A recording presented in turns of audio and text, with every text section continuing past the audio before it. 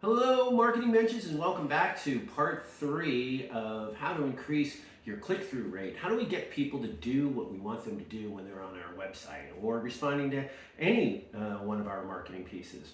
So we were talking about best practices in our first episode. Then we talked about sample surveys and the importance of doing sample surveys, because it's going to teach us everything we want to know about the habits, behaviors, and search languages of the markets that we're trying to attract to come to our website, right? Okay, so now in the third part, we are going to now talk about the formula.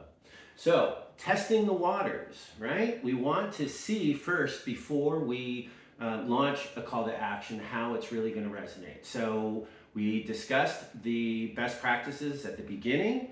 Remember, we were talking about we have to understand what would resonate with your audience. So now we're going to put this to the test. So here's where it all comes into play. Right now, what we have to figure out is thinking about, being different. Where are we going to put this call to action? So a lot of times you'll go to a website and on the home page you'll see a pop-up.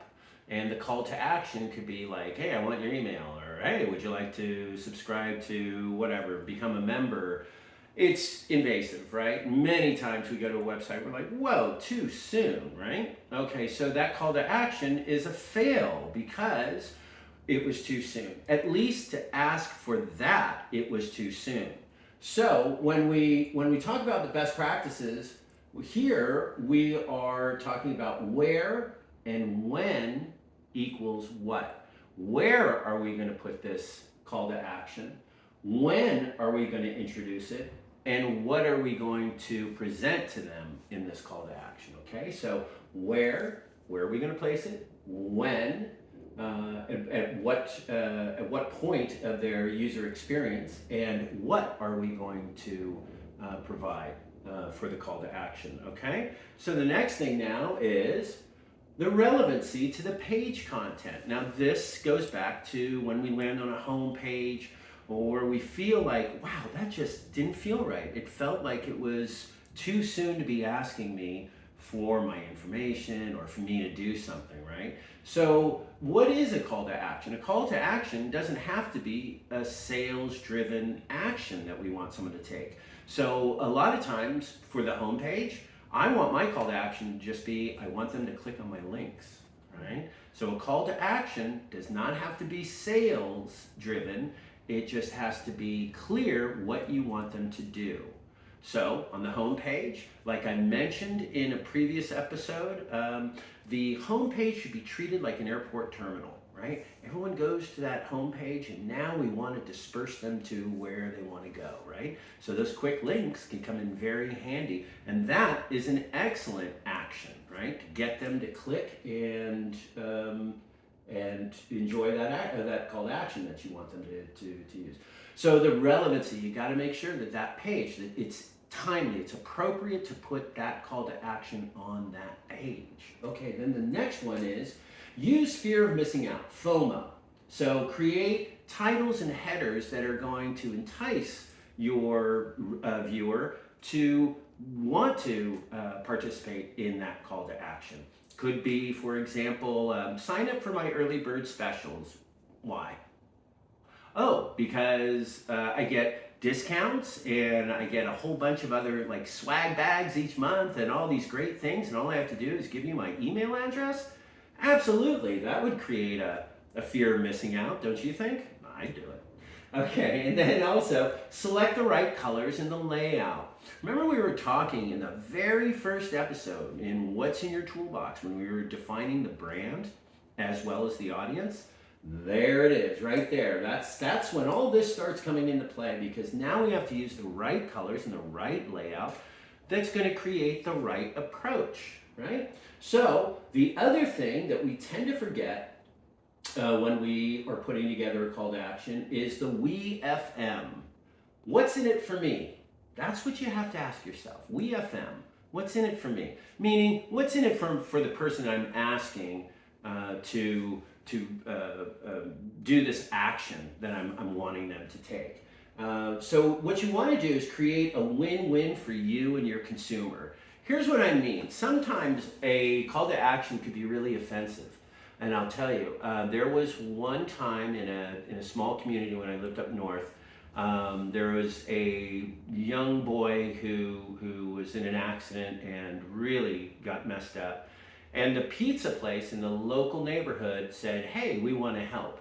Why don't you come in, and a percentage of the proceeds will go to help the family with the medical bills. And it was it really had good intent. But here's the insulting thing. You buy whatever from us, and 2% or 5% of the bill goes to the family. Now, would you really participate in that? There is a call to action that could totally backfire on you. And before I even click on a link or do whatever, and the what's in it for me and whatever, I'm going to think, man, that's a terrible call to action. I don't like that. I wouldn't support that business, because it's like, it's all about the business. It's not about the family. We want to help the family. So what we want to do is make sure that we create a WeFM that's going to resonate with your audience. So what I like to do, remember that swag bag thing, or you get this and that, that's what you want to create with your call to actions. If you're going to go with a sales offer, you're asking for an email address or for them to subscribe. By the way, subscribe to the Marketing Mensch. I'll remind you later, but anyway. But the WeFM, please, please, please keep that in mind. All right, now moving right along. The CTA whoa test, okay? So what I mean by that is, like, does your call to action make you go, whoa, that's great? Because it really should, right? Okay, so if you were the consumer, would the call to action excite, interest, or offend you? So you need to ask that question when you're putting together your call to action. Your page, every essential page to your website should have a call to action. I think you should even have a call to action on your brochures. Remember, a call to action is not always sales driven. What do you want them to do? A brochure, I want you to click on that QR code so you can go to my website, okay? So what we want to do is we want to make it clear, but we got to ask ourselves, will it excite me? Does it interest me? And does it come off as offensive? Like that pizza place, for example. Okay, so now the thing to remember is, and I cautioned you about this in the first episode, do not base your decisions on your opinion. Okay, so when you say, well, it doesn't excite me, okay, just remember though, we're building these CTAs, call to actions, for your audience. So the litmus test is, will I be exciting my audience? Will I be what I know about my audience? Will it interest them? Or knowing their marketing mentalities, is it going to offend them? So would you feel, and this is where you could ask yourself, if you were the user going to your website, would you feel the timing of the call to action is appropriate? So, you know, there's a lot of, could you imagine like walking into like a brick and mortar and you just walk in and all of a sudden they have like a charge, you know, thing. Oh my God, I'm dating myself. Okay, what about a swipe card? Swipe card. I'll bring it up about 40 years or so. Okay, a swipe card, and they're like, well, what do you want to buy? Well, wait a second. I haven't even like checked out your store yet. So how do I even know? And you'd probably feel watched and pressured, and you'd probably feel uncomfortable and leave, right? Don't we do the same thing when we go into a website? So that's why it's very important that you look at the timing. So if, little insight here, if they're on your about page, they're wanting to find out information about you, right? So maybe a call to action could be, click on this link and learn about our warranties and or our exceptional warranty that we have, or whatever that is appropriate for that page, okay? Now when they're at services, maybe it's appropriate to have a call to action that says, let's get your project off to the right start. Let's meet for a free consultation. You see the difference? If I did, let's meet for a free consultation on the homepage, that's too soon, and you'd feel hurried, wouldn't you? So you'll see that when you use this formula, when you're asking yourself, does it excite, interest, or offend, and is the timing right, you're going to get longer engagements, and you are also going to get those actions that you've been wanting for so long for people to do. The other thing is credibility and likability. So you have to make sure that this is something that's in your call to action. If the call to action is a failure, like that pizza place, what happens? It's not, I never looked at the call to action like, wow, that's a weak call to action. I looked at the business, right? So they messed with their credibility and their likability, in my opinion. And to this day, 15 years later, I still remember that call to action and how bogus that offer was. But the thing is that it destroyed the credibility and likability, for me at least, and I'm sure for a lot of other people from that community, because that was their opportunity to connect with the community. Instead, they used it for the wrong reasons, to bring in business for themselves, and it was clearly seen that way. So out went their credibility and likability, right? So we really got to be careful with how we develop our call to actions. And also, would you act on the call to action? Okay, so if you're saying, buy $100 and I'll give you $10 back, would you do it? No, I hope not.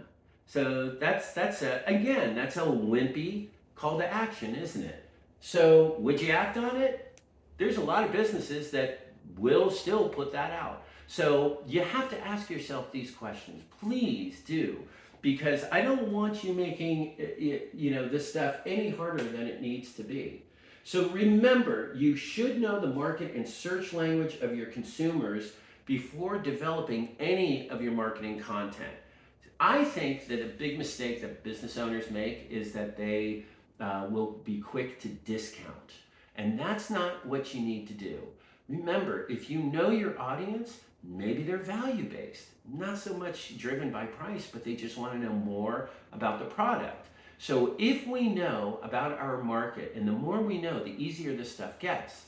So I like to stay away from discounts, anything that lowers the cost of my product or service. Why? Because you tend to draw a lot of that Groupon type of consumer.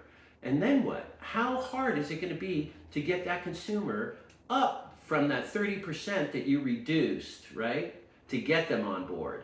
And then you got to ask yourself, would they stay if you brought them back up to 30%? So anyway, things to remember. Now, also, you want to keep in mind the elements to a good call to action is use colors and marketing phrases that appeal to your intended audience.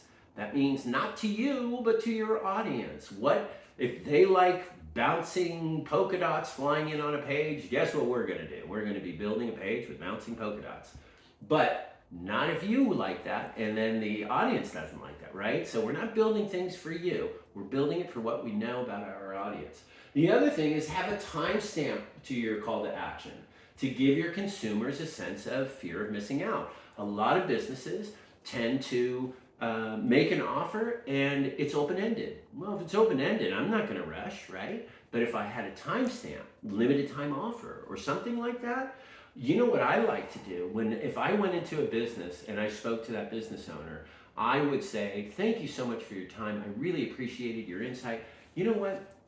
Let me do something nice for you. I would write something on the back of the card, and I'd say for the next 2 weeks, if you want to, redeem this, I would be more than happy to. I can't remember what it was. I think it was like a search engine optimization test for their website. It really didn't take much of my time to do, but I would have that information to share with them. It was something that would create that, I want to know what my site's doing with search engine optimization, and I think I'm going to take them up on it. So having that timestamp gave them like a sense of, I better do this now, right? So you can, without doing this obnoxious, act now, limited time offer, you could just be putting a timestamp on there and make it very clear that there is a limit to the offer. Now, if your consumers are high energy, love that, high intense sales approach, then that's fantastic. Let's go ahead and use it. But if you're doing that to an audience that is not impulsive, rather they are cautionary, then you are going to chase them away, right? So let's know as much as we can about our market and create that sense of fear of missing out. And then, is the offer and the layout and the verbiage aligned with your market? Okay, remember about the colors and the layout? Same thing, you know? So we need to make sure that it plays into their marketing mentality, their language that they, you know, how they want to be talked to as a consumer and so on. And the most effective call to actions have a clear WFM, what's in it for me, that excites and engages the consumer. When we do that, we will definitely, excite and engage the consumer. We will definitely be able to increase our chances that they will click through and they will, take us up on that action that we've put in front of them. Just be wise, because the more that you know about your primary and secondary market, the more effective your marketing is going to be, right? I mean, that's what I've been preaching to you ever since my first episode. All right, so what else? Here's what you need to know. For the wow factor, the marketing intellect, what's the marketing language that resonates with them? Also, we need to know the consumer profile, the value that they focus on, or are they price conscious? Are they cautious or impulsive consumers, like I mentioned? And then what are their spending habits and patterns?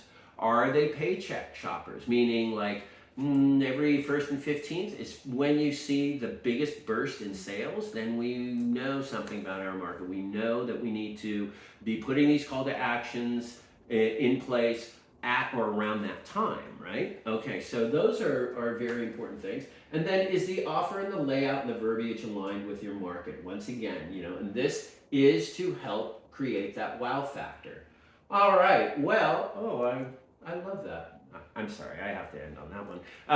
Okay, so that's it in a nutshell. That is the best practices. These are the things that I do want you to remember when you are putting together your call to action. That's the formula. And of course, if you have any questions, I want you to email me at darren@unetdesign.com. Okay, Darren@unetdesign.com. And you would warm my heart if you were to subscribe to this page or to this channel, because every episode that we do, you will then get a follow-up email letting you know that there's a new episode, as well as, it's a fun marketing community that I'm developing here of business owners that just want to learn this stuff. And it's so cool to be able to create that kind of community for you guys. And I really appreciate the opportunity of sharing this information with you. So please subscribe and let's continue learning together. All right, Menches, for now, thank you so much. And I think I've got a new episode coming up which discusses the platforms that are out there. And I'm going to break down each platform: WordPress, Shopify, Weebly, Wix, Squarespace, because there are so many business owners out there who are wondering, well, what's the right platform for me? So I'm going to go through and I'm going to create dedicated episodes. So one's going to be about Wix, one's going to be about Weebly, so you can go right to what you want to find out, okay? So stay tuned, Menches. That's in the works right now, and I'm going to be bringing out those episodes one at a time. So I hope that you will check back and see what we're doing on this end. All right, thank you. Take care, stay creative, most of all, stay healthy. Bye, Menches.